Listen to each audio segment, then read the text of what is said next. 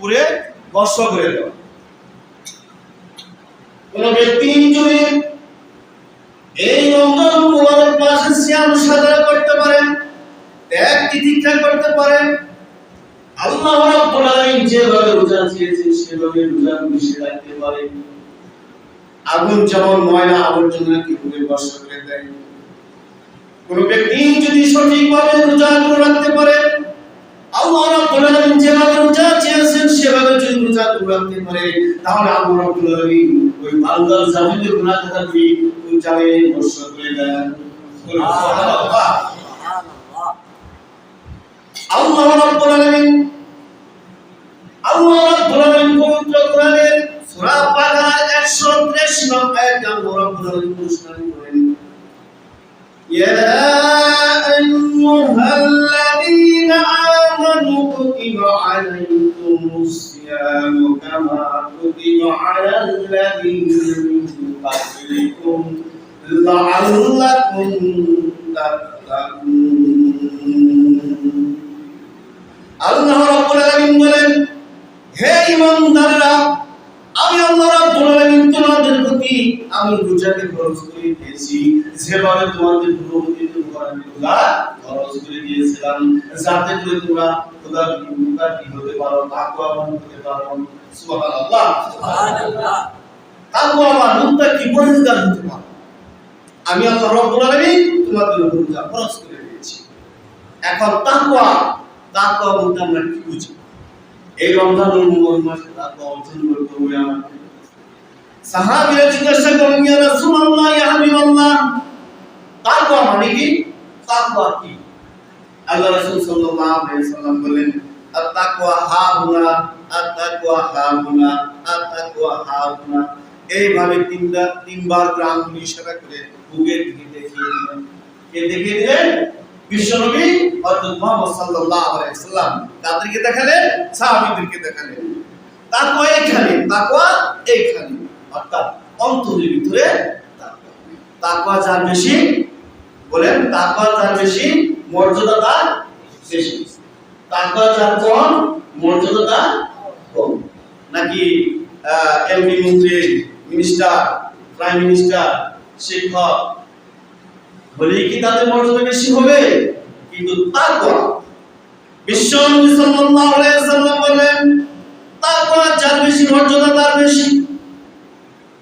এখন খোদার প্রিয় আল্লাহওয়ালা, যেমন সমাজের ভিতরে একটা লোককে দেখবেন, সে মিথ্যা কথা বলে না, তার দ্বারা অসৎ কাজও হয় না, তার দ্বারা সমাজের ক্ষয়ক্ষতি হয় না, সে আল্লাহ বিরু, আল্লাহকে ভয় করে সবাইকে মেনে চলে, তাহলে তাকে আপনারা মর্যাদা দিবেন না? তাকে পাওয়ার সাথে সাথে কি সালাম দিবেন না? তার কথা মানবেন না? অন্য জায়গায় কিছু অনুষ্ঠান করলে, কিছু খাওয়ার আয়োজন করলে তাকে কিন্তু আগে দাওয়াত করবেন যে ভাই আপনি দাওয়াত করুন। কারণ কেন দিবেন?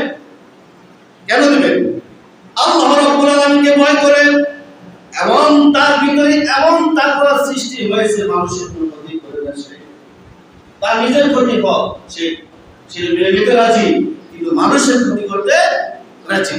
এর জন্য আপনি তাকে আপনি ছিলাম দিচ্ছেন, তাকে আপনি সালাম দিচ্ছেন, তাকে মানছেন, একমাত্র মানার উদ্দেশ্য হলো তাকওয়া।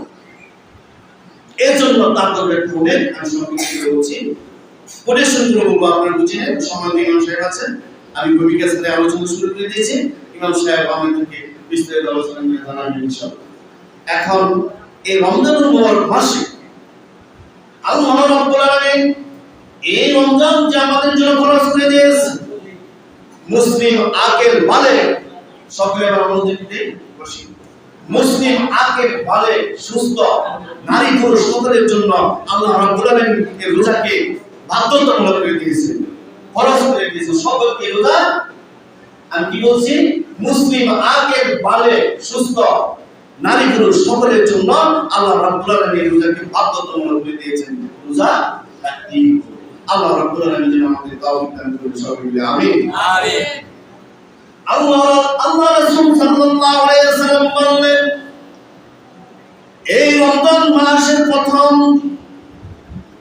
রাতে আল্লাহ রাব্বুল আলামিন এই শয়তান এবং দুষ্ট জিনদেরকে আটকে ফেলা হয়, তাদেরকে শিকল দিয়ে বেঁধে ফেলা হয় এবং জাহান্নাম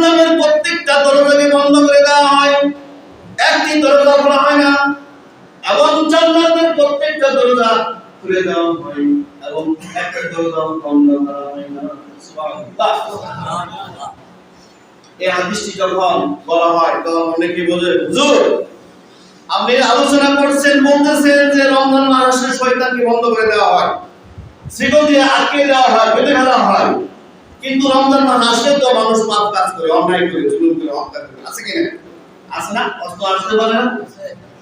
এর উত্তর এইভাবে আসে, আসলে শয়তান তাকে পাপ কাজ করাতে করাতে সে অভ্যস্ত হয়ে গেছে, সে অভ্যস্ত হয়ে গেছে, সে আর পাপ কাজ থেকে দূরে থাকতে পারতেছে না। অর্থাৎ শয়তান তাকে এমন চাবি দিয়েছে, এই চাবির মেয়াদ আর শেষ হয়নি, এখন কতদিন করে শেষ হবো সে নিজেও জানে না। এই জন্য সে পাপ কাজ করেই বেড়াচ্ছে, ঠিক কিনা? অভ্যাসে পরিণত হয়ে গেছে। এই জন্য রমজান মাসে আমাদেরকে ত্যাগ তিতিক্ষা করে, সিয়াম সাধনা করে আমাদেরকে কি করতে হবে? তাকওয়া অর্জন করতে হবে, আমাদেরকে অন্যায় পাপাচার থেকে দূরে রাখতে হবে। কেউ যদি মিথ্যা কথা ছাড়তে পারলো না, অন্যায় অফিসার ছাড়তে পারলো না, মানুষের হক নষ্ট করে ছাড়তে পারলো না, আল্লাহ রাব্বুল আলামিন বলেন তার উপবাস ছাড়া আর কোনো লাভ নেই। কি বলছেন কথাটা? কোন ব্যক্তি যদি পাপ থেকে, মিথ্যা কথা থেকে, অন্যায় থেকে, অফিসার থেকে, অন্যের হক নষ্ট করা থেকে বিরত না থাকতে পারলো, তার রোজা রাখার কোনো লাভ নাই। পরিষ্কার কথা বুঝতে পারছি? বুঝতে পারছেন আপনারা? তাহলে আমাকে কি করতে হবে? মিথ্যা কথা, একটা বড় মিথ্যা কথা বলা যাবে না, অন্যায় কাজ করা যাবে না, পাপ কাজ করা যাবে না, অন্য হক নষ্ট করা যাবে না, গীবত দেওয়া যাবে না, এবং কেউ যদি ঝগড়ায় লিপ্ত হয়ে যায় তার শুধু ঝগড়া করা যাবে। এখন